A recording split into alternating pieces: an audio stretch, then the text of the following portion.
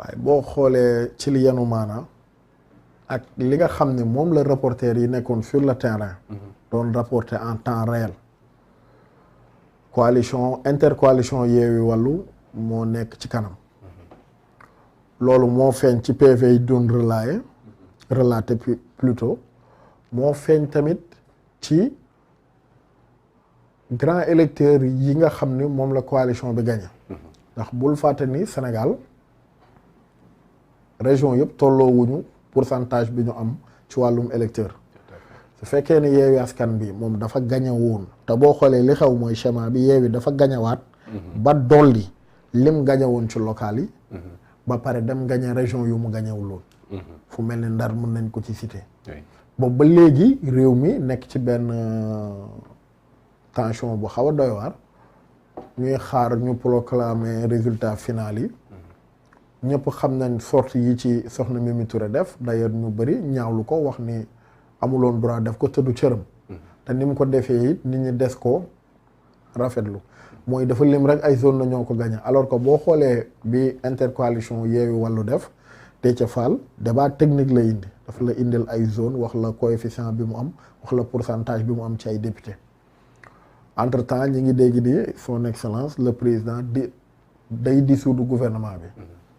communiqué officiel bi génnagul mais si l'information est avérée dama koy tàccu dama koy applaudir ndax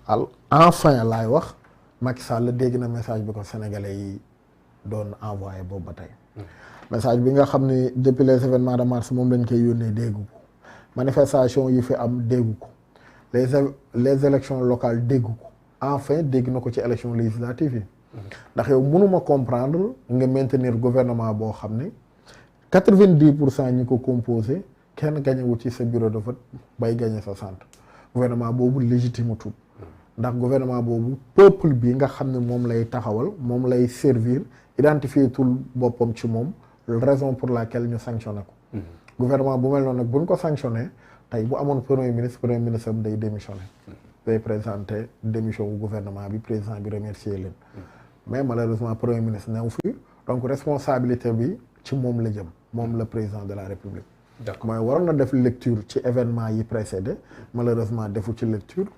ba li xew-xew d'accord mais est-ce que lecture doy na seulement ci dissoudre gouvernement est-ce que doy na ci dégg Sénégalais yi parce que am na beaucoup de facteurs yoo xam ne moo facilité la défaite de Benno Bokk Yaakaar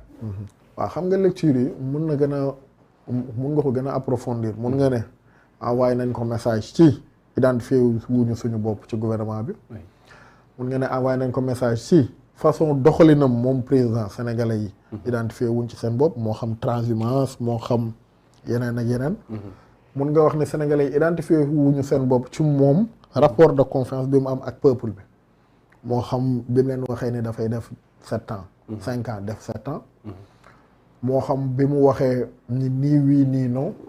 waaye li ci gën a am solo mooy ñàkk leeral gi mu ñàkk leeral ci 3e candidature boo xoolee dëkk bi depuis un certain temps tension bi fi nekk yëpp loolu moo ko waral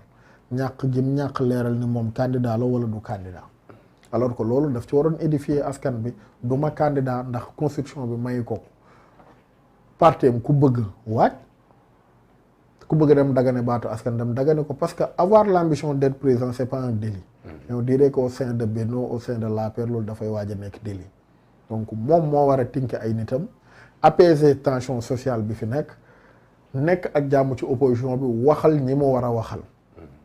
bu ko defee climat bi nekk nii man gëm naa ne dana soppeeku. d'accord alors ci loolu ba tey guerre des chiffres bi nga xam ne actuellement deux camps yi entre bon on va dire que c'est Benno Bokk Yaakaar qui l'entretient parce que ñeneen bi ñu ñëwee ils ont fait de sorte que dañu démonter li nga xam ne mooy chiffres yi que li indi mais dénoncer également attitude bi parce que même code électoral bi autorisé wul nga ñëw di proclamer ay résultats surtout que il était déjà minuit est-ce que loolu aussi nekkul loo xam ne am na lu muy annoncé si loo xam ne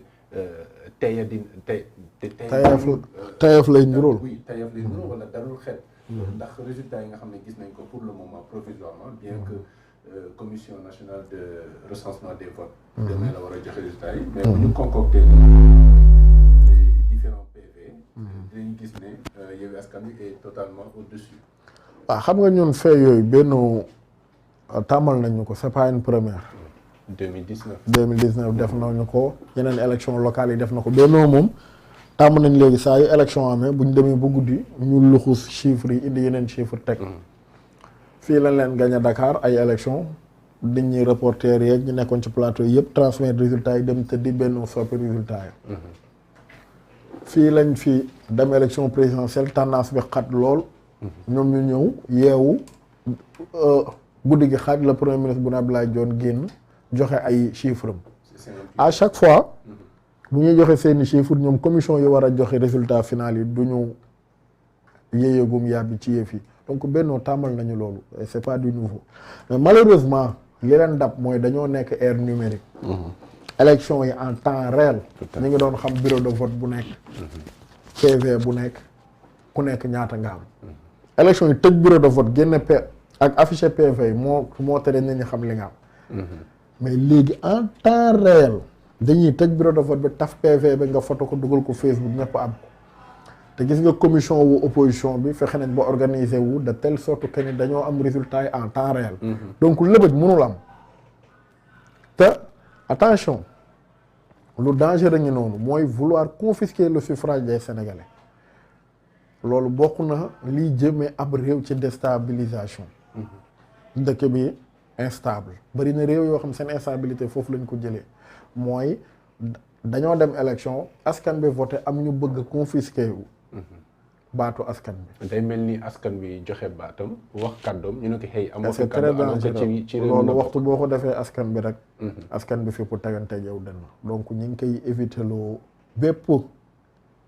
membre classe politique bi. ñoom ñoo ñu gën a xam ne loolu amul lu ko gën a dangereux.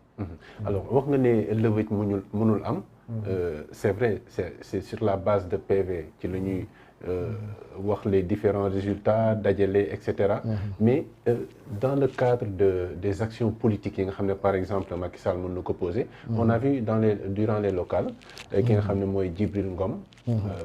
li nga xam ne causé na ko. coalition Yewwi Askan Wi. est-ce que yaakaaroon ne si xeetu scénario yooyu mën na amaat d'autant plus que ñu ngi romandaat au niveau du nord. de la zone nord que mbir yu demee noonu mën na amaat. waaw loolu sax déjà am na ay éléments yu mën a tax nit ñi ñaaw njot. ndax ñun ñëpp jot nañ ay vidéo ci jour élection yi. ay vidéo yu wane transfert d'électeurs. bien organisé benn chaîne de car buy tourner di ñëw di jël di yóbbu ñuy voter vers le nord. faut pas oublier que Sénégal boo jéggee fleuve bi ñu séparé ak Mauritanie dangay traverser des centaines de kilomètres yoo xam ne ay villages sénégalais ngay jot. sénégalais yoo xam ne ci suufu Mauritanie la mais c'est des sénégalais. te ñooñu des fois dañuy am problème mu am kayit biir Mauritanie parce que la Mauritanie avec les événements de 89 yi ci xewoon problème mu reconnaissance ak yooyu. donc ñooñu ñu ci bëri dañ bëggoon am reconnaissance kan moo leen reconnaître entre Sénégal ak Mauritanie boo rappelé woo daan nañ génn sax di ci def ay demandes. amoon nañ ay commission ay comité bien organisé yu leen daan xeexal. on a entendu dire que bëri na ci ñoom ñu jox kayit sénégalais pour ñu ñëw voter. il y a des vidéos qui circulent. mais loolu si c'est avéré mbir mu dangereux la. et c'est à dénoncer. j'espère que les membres de l'opposition ñi ngi koy topp di ko seet parce que munoo wax ni zone bi population bi 100 000 habitants la nombre d'inscrits 73 000. 400 000 bëgg fa voter loolu mënul ne. te boo ko xoolee ci coefficient dafa am zone yoo xam ne yenul maanaam Podor tey mi nga xam ne moo indi polémique bi mais mënul ëpp. population électorale bi amul solo. voilà mënul tollu population électorale Dakar wala Touba. donc su loolu bëggee am y a fraude. et loolu c'est à dénoncer ba pare jël ci ay mesures c'est-à-dire genre acte yu mel noonu c'est à dénoncer et puis dafa dangereux. dafa dangereux yaa nag des personnes des autorités ci état bi yuñ ci tudd yuñ ci ciblé. ñu ngi toog di xool fu wànnante di mujjee ak bëtam. d'accord et en attendant cela Yewwi Askan Wi ñu ngi war a jànoo que askan wi effectivement dans 35 minutes à 21h30. li ñu mën a waxtaanee nag peut-être mu ngi jëm ci wàllu élection yi wàllu résultats yi ak li nga xam ne ça s'annonce en matière politique. am na beaucoup de choses yoo xam ne mu ngi xaar Sénégal di xaar. les acteurs politiques rawatina ci lu jëm ci 14e législature bi alors Cheikh Ousmane Yewwi Askan Wi lan la ñu war a mën a wax tey ci wax ak askan wi gannaaw ba barki démb daf nañ benn conférence de presse. dafa mel ni communication bi doyul fii lekk résultat définitif yi du génn. waaw xam nga Yewwi foog mu wax d'ailleurs foog mu wax ci position am ci acte yi président di jël. foog mu wax position am ci li ñu gis ni noonu la ñu bëgg doxalee fësal. résultat final yi jóge ci bureau de vote yi. parce que bu fekkee ne ñoom Yewwi seen première sortie bi dénoncé woon nañ une tentative de manipuler ou de détourner le suffrage des Sénégalais. entre-temps bu loolu avancé ba ñu am ci ay éléments yu leer nañ ci yenn zone que ni fii vote bi jaarul yoon wala seeni mandataire diw ñu ngi leen di jéem a corrompre wala ñu ngi leen di menacer parce que bul fàtte ni du zone yëpp la citoyen bi fii ci dëkk bi am politique am liberté d'action bi mu bëgg. am na zone yoo xam ne bu fa benn dirigeant wu gouvernement bi nekkee boo ko contrer yow tu vis l'enfer sur terre. tu es persécuté par la police par les forces de défense. C'est ce qui se passe dans le sud d'ailleurs. Voilà. am na ay arrestations yoo xam ne c'est des proches de Guy Marius Sagna. Voilà, c'est des proches de Guy Marius Sagna. Wala dans le nord on l'avait vu ci période Fouta Tampi donc c'est pas facile. donc bu fekkee ni seen mandataires yi ñu ngi dund situation yooyu dafay baax Yewwi génn di communiquer di leeral ni processus bi xam nga processus électoral du rek vote avant la jour vote ak après li ci topp mooy PV yi yóbbu ci commission yi recenser ainsi de suite lépp lu ci takk suuf rek mooy vote ba jaarul yoon Sénégalais dañ foog ni vote ci jour vote bi rek la déedéet lendemain bi sax a gën a délicat mooy lendemain bi résultat yi génne ak PV yi mën àgg à temps ak ñu bañ ko modifier li ci nekk PV authentique yi nga xam ne moo jóge ci bureau de vote yi donc bëri na lu Yewwi mën a wax donc man jàpp naa ni seen sortie bi dana am solo te lu Sénégalais yi di xaar la d'accord defoon nañ benn conférence de presse il y a 2 jours ou peut-être quelques heures Ousmane Sonko ñëw na ni ki démb ci Dakar est-ce que sa communication elle était très attendue d'ailleurs sa communication donc ça va certainement peser ci li nga xam ne mooy taxawaayu opposition bi face peut-être à des tentatives de fraude yoo xam ne wax nañ ko ci seen benn communiqué bu ñu génnee démb ne actuellement le gouvernement ou en tout cas le régime de Macky Sall est en train de nekk di am yu muy def pour fexe ba finalement voix yi nga xam ne moom la Yewwi Askan Wi am gën a néew voix yi nga xam ne Benno Bokk Yaakaar am na jëm ko compenser oui taxawaay boobu aussi Sonko mën na ci am lu mu ci amee de taxawaay bi bien sûr parce que Sonko le président Ousmane Sonko boobu ba léegi nit ñi ngi xaar sorteem parce que bul fàtte ni depuis keroog bi mu voté ba def déclaration ba tey silence rajo la def et silence boo xam ni c'est un silence qui parle de l'opposition comme du pouvoir ñi ngi xaar lan mooy nekk réaction tey le parti au pouvoir wala le régime réaction bi ñu gën a xaar mooy réaction wu Ousmane Sonko quelle sera la réaction de Sonko donc silence bi muy def stratégiquement da leen di déstabiliser parce que du ñu xam ñoom quel comportement adopter du ñu xam ñoom fu ñuy teg seen tànk du ñu xam nu ñuy manœuvrer parce que xam nga ki ngay jëflanteel su waxee lim nar a def ci ngay xam yow nan ngay manœuvrer mais bu observer benn silence te waa ji daf ne woon ni silence wax la am na sax ku ne la muy wax a ëppal la wax di wax booba léegi mi nga adopté benn silence boobu dafa sonal wala camp d'en face war na wax war na leeral tam moom position am lan la te loolu lu nit ñi di xaar bu baax a baax la d'accord mën nañu def météo communicationnelle ci la mu war a wax waaw man gëm naa ni ci dynamique bi première sortie bi nekkoon ci lay nekk mais gën cee yokk ci diggante bi développement yi ci am parce que gars yi bul fàtte ne en coulisses dinañ yëg loodul yëg moo xam ci réaction président lan moo xew palais yan décision la jël man gëm naa sax ni foofu la ñuy gën a wax maanaam président diggante bi boobu ak léegi moom yan position la adopté ak yan décision la jël na moom la paree def ci génn gi ñu génn ci processus vote bi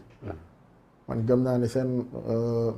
sortie tey bi foofu lañ koy gën a accès maanaam la position que moom la président wax ni moom la paree adopté d'accord alors président de la République nee nañu am na benn colère noire boo xam ne piqué na ko on dit même que jëlatul sax femme bi voilà donc finalement mere na tout son gouvernement. bu ñu xoolee ñu bëri ku si demee ni Mansour Faye. perte na fële nga xam ne mooy Saint-Louis. Néné Fatoumata Tall perte na fële nga xam ne mooy Guédiawaye. Racine Talla les directeurs généraux et ministres. est-ce que foofu Cheikh Ousmane mën nga yaakaar ne alternative mën na am ci côté Macky Sall d'autant plus que y a beaucoup d'autres grandes autorités de l'État yi nga xam ne instant bi fës moom waxuñu ci dara parce que bañ nañu ñu boole leen parce que actuellement c'est comme si la voie vers Benno Bokk Yaakaar c'est un sens interdit pour beaucoup de personnes parce que le peuple est là pour surveiller et pour sanctionner. xam nga moom président warul mere kenn ku dul boppam. moom boppam la war a mere lu tax mu war a mere boppam mooy. ñooñu politique bi ñuy doxal orientation bi moom moo koy définir. du ñooñu ñooy définir direction bi ñu bëgg a adopté moom président mooy définir ñoom direction yi ne leen nii laa bëgg ñu doxee. Macky Sall buy mere du mere kenn ku dul boppam moo enfermé wu ci ay nit yoo xam ni pour leur propre intérêt waxutuñ ko réalité du terrain. climat réel bi waxuñ ko lu muy dégg mooy Sall ngaare lam tooro yaa baax sénégalais yow lañ bëgg nit ñi gërëm nañ la nangam yaa fi def urne yi wane leneen. je pense que un chef d'État doit s'entourer de gens yoo xam ne mu neex mu naqari nga dugal leen ci château yu gën a luxueux. nga soppi seen train de vie yóbbu ko niveau inimaginable. li nga gën a soxla ci ñoom mooy pas ku lay tagg mais ku lay wax dëgg. di la wax réalité wu terrain et depuis un certain temps on a constaté que le président Macky Sall s'est entouré de cette traditionnelle personnes yi nga xam ni ñoom xalamal la rek la ñuy def. boo xoolee depuis un bon temps alors que le début c'était pas comme ça au début bi muy door a accéder au pouvoir doxal na lu yàgg ñooñu jegewuñ ko mais léegi ñoon rek lañ gis ñu koy jege ñooñu buñ génnoon asamaan si xonk ak lave volcan. nit ñi di laq di dee di yóbbu buñ duggee dañ koy xam ne ko il fait un très beau temps si biti kenn meru ñëpp a ngi kontaan loolu heure bu ci président duggee rek dootoo xam réalité wu terrain bi te boo xamatul réalité wu terrain bi rek le réveil sera brutal. mooy da ngay dem ba askan bi toll fii nga door a yëg ni yeewu nag mooy li daloon Abdou Diouf malheureusement. réalité wu terrain président bu nekk da ko war di xam mais le président Macky Sall utu ko boo xoolee ci entourage am et puis dafa créer ay nit ñoo xam ni. on dirait que dafa dem ba ñu am benn immunité à tout faire. ni mu leen neexee. maanaam des gens yoo xam ni tout est permis luñ bëgg def mun nañ ko def luñ bëgg wax mun nañ ko wax. dara du leen ci fekk kuñ bëgg tëj mun nañ la tëj kuñ bëgg jaay doole mun nañ la jaay doole gis nga sénégalais. peuple la boo xam ne mun nga jël alalam mu nangu mun nga jël bien yu bëri mu nangu. waaye liberté am ak droit boo ko bëggee jël rek mu teg la dënn. peuple sénégalais peuple bu mel noonu la kenn du jël liberté am mun nga jël alalam ak lu ne mu noppi mais liberté am kenn du ko jël. parce que peuple bañkat la. et souvent suñu dirigeants yi dañuy fàtte loolu. man je préfère peuple boo xam loo yëkkati ñu bañ contester. que peuple boo xam ne loo yëkkati ñu ne teg loo yëkkati ñu ne teg loo yëkkati ñu ne teg bés bu ñu yeewoo rek. ça sera trop tard